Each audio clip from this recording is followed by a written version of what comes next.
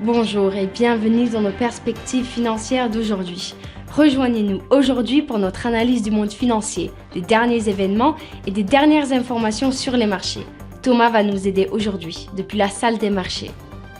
Grayscale, qui propose actuellement l'ETF Bitcoin au coût le plus élevé, a révélé qu'une version dérivée du fonds aurait des frais de 0,15%, ce qui serait le taux le plus bas de tous, selon les données financières pro forma de son dernier dépôt. La semaine prochaine, les rapports sur les bénéfices de certaines des plus grandes entreprises technologiques et de croissance du marché pourraient constituer un test important pour la reprise des actions américaines, qui s'est affaiblie à mesure que les attentes en matière de réduction des taux d'intérêt s'estompaient. Le Fonds monétaire international a exhorté les banques centrales asiatiques à se concentrer sur l'inflation intérieure et à éviter de lier trop étroitement leurs décisions politiques aux mesures anticipées de la Réserve fédérale américaine. L'action Meta a plongé de 4,3% lors de la dernière session. L'indicateur ROC indique un mouvement haussier. Le cours de euro-dollar est resté largement inchangé lors de la dernière session.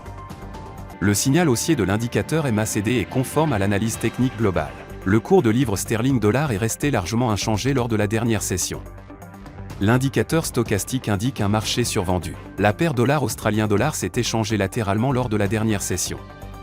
L'indicateur stochastique RSI indique un marché survendu. L'indice d'activité nationale de la Fed de Chicago des États-Unis sera publié à 12h30 GMT, la vente aux enchères des obligations à 3 mois des États-Unis à 15h30 GMT, la vente aux enchères des obligations à 6 mois des États-Unis à 15h30 GMT. La confiance des consommateurs de l'eurozone sera publiée à 14h GMT, le rapport mensuel de la BUBA de l'Allemagne à 10h GMT, la confiance des consommateurs ajustée des Pays-Bas à 4h30 GMT. Nous espérons que vous avez apprécié nos perspectives du marché d'aujourd'hui.